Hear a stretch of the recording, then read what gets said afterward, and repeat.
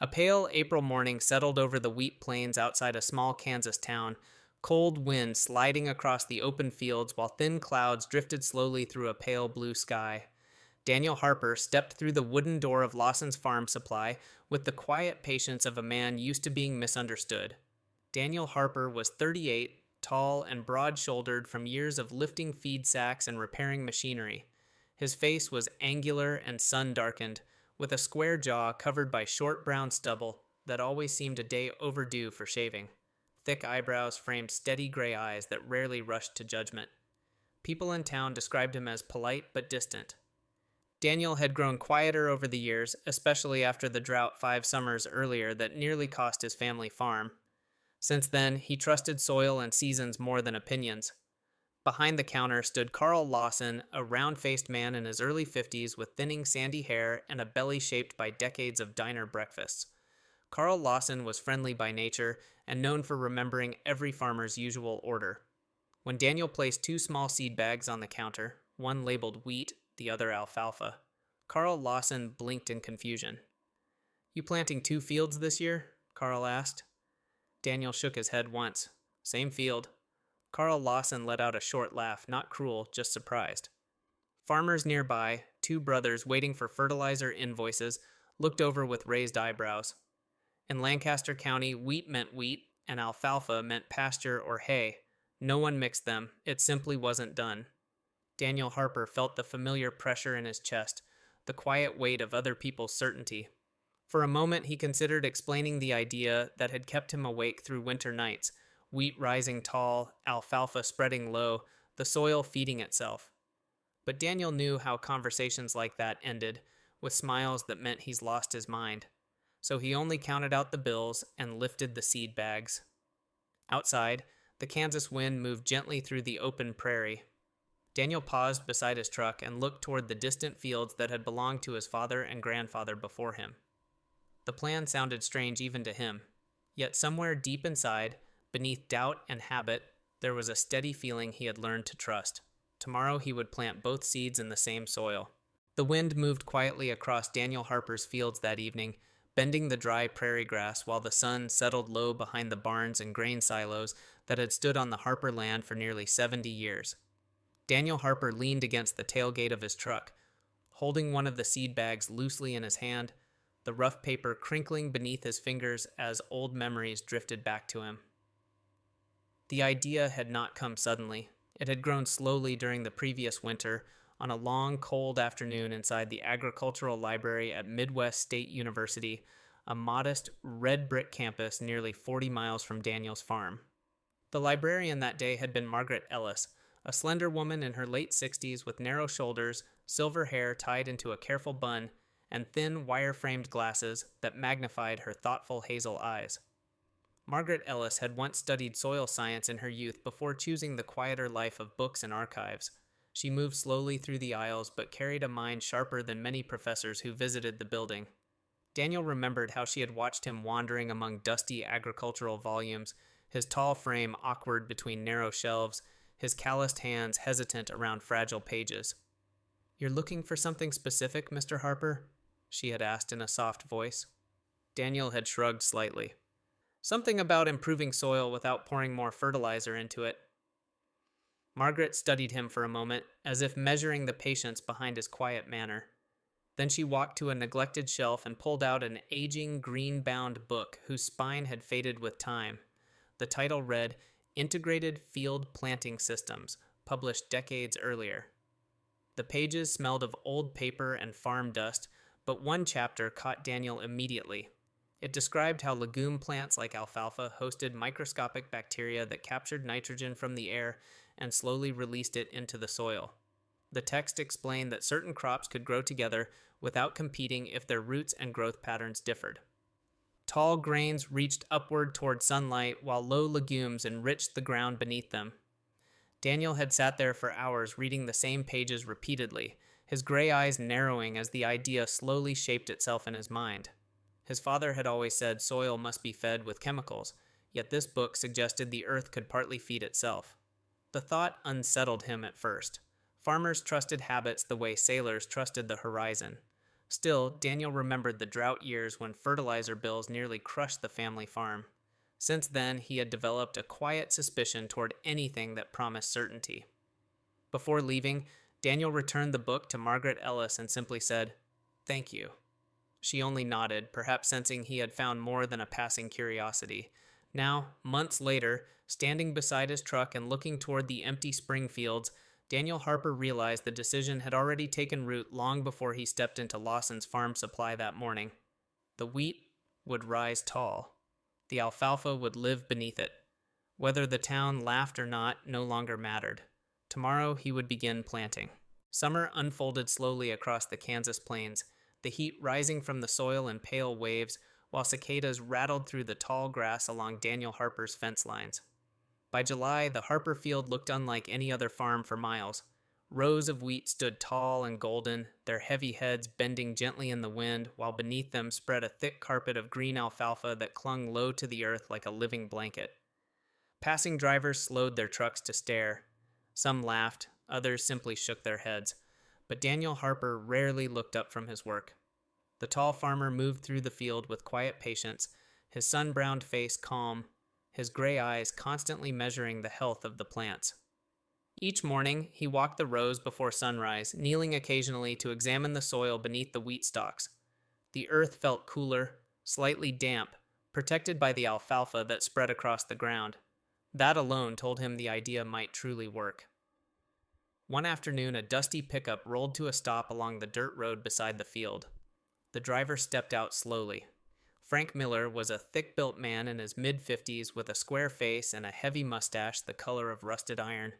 Years of ranch work had carved deep lines around his mouth and hardened his expression into something that looked permanently skeptical. Frank Miller owned the cattle ranch bordering Daniel's land and had spent most of his life believing that farming followed simple rules learned from fathers and grandfathers. Experiments, in Frank's mind, belonged in laboratories, not fields. He had lost money once on a failed irrigation system 15 years earlier, and since then he distrusted anything that sounded like a new idea. Frank leaned on the fence, squinting across the strange field. "Still think those plants won't choke each other out?" he called. Daniel wiped dust from his hands and walked over calmly. "They're not fighting," he said quietly. "They're doing different jobs." Frank grunted but didn't argue further. The wheat looked healthy, taller than many neighboring fields, and the soil beneath seemed dark and rich rather than dry and cracked. Still, Frank left shaking his head, unwilling to admit curiosity. When October arrived, the harvest began under a pale blue sky and the distant hum of combines rolling across the county. Daniel's machine moved slowly through the wheat rows, golden grain pouring steadily into the truck bed. By the end of the week, the numbers became clear. His wheat yield stood well above the county average. Even Daniel felt a quiet surge of relief he rarely allowed himself to show. But the surprise came afterward. Beneath the harvested wheat stubble, the alfalfa remained thick and green, already spreading across the open ground as sunlight reached it fully for the first time all season. Within weeks, Daniel cut the alfalfa for hay and sold the bales to nearby cattle ranches. From the same field, Daniel Harper had produced 2 harvests in 1 year. By the time the numbers traveled through the diner, the feed store, and the grain elevator, the laughter in town had faded into something quieter. The winter of 1981 came harsh and dry across the Kansas plains, and by early spring, the tension in the farming towns could be felt long before anyone spoke about it aloud. At the grain elevator outside town, men stood quietly beside their trucks, studying the price board with tight expressions. Wheat prices had fallen harder than anyone expected. For many farms in the county, the numbers simply no longer worked. Daniel Harper watched the news with the same quiet caution he brought to everything else in life. At 47 now, his tall frame had grown slightly heavier through the shoulders, and the brown stubble along his jaw had begun to show faint strands of gray. Years of sun and wind had deepened the lines around his steady gray eyes, yet his calm manner remained unchanged. Daniel had never been a man who celebrated early success, and the strong harvest from his fields years earlier had only made him more careful. Farming had taught him that good seasons rarely lasted forever. Across the road, however, the changes came quickly. Several neighbors struggled to keep their farms afloat as wheat prices dropped. One of the hardest hit was Samuel Brooks, a narrow-faced farmer in his early 60s with sharp cheekbones deep-set blue eyes, and a thick beard that had turned almost completely white over the past decade. Samuel Brooks had always been known as a proud and stubborn man, the kind who believed deeply in doing things exactly as his father had done them. He had expanded his land during the booming years of the 1970s, borrowing heavily to buy new equipment and extra acreage. When the wheat market collapsed, those loans suddenly became a heavy chain around his farm. One cold afternoon, Samuel drove over to Daniel's barnyard in an aging truck whose engine rattled like loose metal. He stepped out slowly, his shoulders hunched beneath a faded brown coat. Daniel noticed immediately how tired the older man looked. "Prices dropped again this week," Samuel said quietly. Daniel nodded. He already knew. For a long moment, neither man spoke. Beyond the barn, the Harper fields stretched across the horizon, their soil resting under winter frost. Beneath that ground, the alfalfa roots still lived, storing strength for the coming spring. "You still planting both crops?" Samuel finally asked. Daniel brushed dust from his hands. "Yes." Samuel looked toward the fields, thinking carefully. "Wish I'd tried that years ago." The truth of the situation became clearer as the season continued. While many farmers depended entirely on wheat sales, Daniel's field still produced two forms of income. The wheat harvest remained profitable enough to cover basic costs, and the alfalfa hay sold steadily to nearby cattle ranches, especially to ranchers like Frank Miller, who needed reliable feed through the dry seasons. By late summer, the difference between farms was impossible to ignore.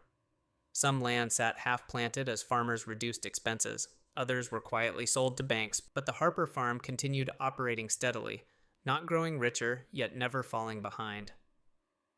One evening, Frank Miller stopped again at the fence line, his thick mustache twitching as he studied the healthy field. "Daniel," he said slowly, almost reluctantly, "looks like we were the fools laughing." Daniel Harper only gave a small nod, his expression calm. He had never planted two crops to prove anyone wrong.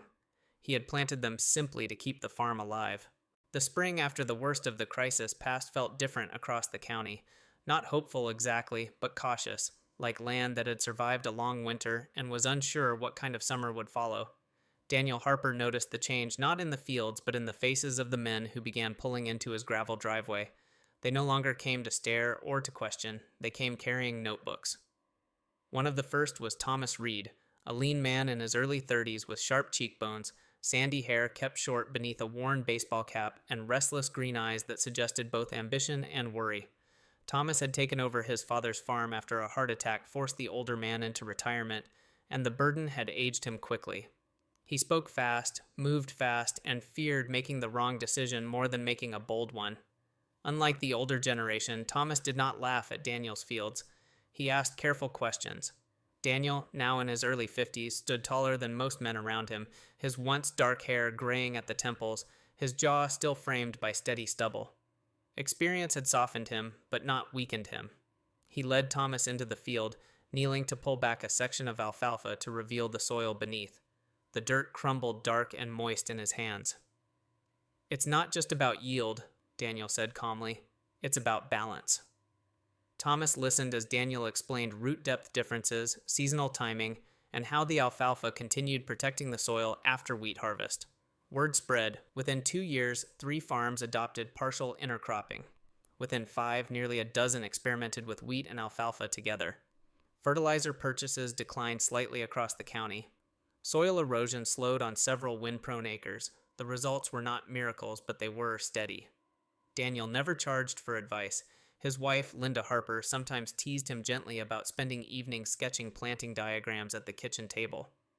Linda was a tall, fair-skinned woman with chestnut hair streaked lightly with gray, worn in a loose braid down her back. Her calm blue eyes reflected the patience of someone who had endured drought, debt scares, and long harvest nights without complaint. She had been Daniel's quiet anchor for 30 years, her steady optimism shaping his resilience. She understood that for Daniel, sharing knowledge was less about pride and more about responsibility. Years passed. The Harper farm remained stable. Daniel aged slowly, his movements more deliberate but still strong. When a mild stroke forced him to reduce his workload in his early 70s, his son Michael Harper stepped fully into leadership. Michael, broader in build than his father, with dark hair and a trimmed beard, carried a quieter confidence shaped by watching both failure and recovery.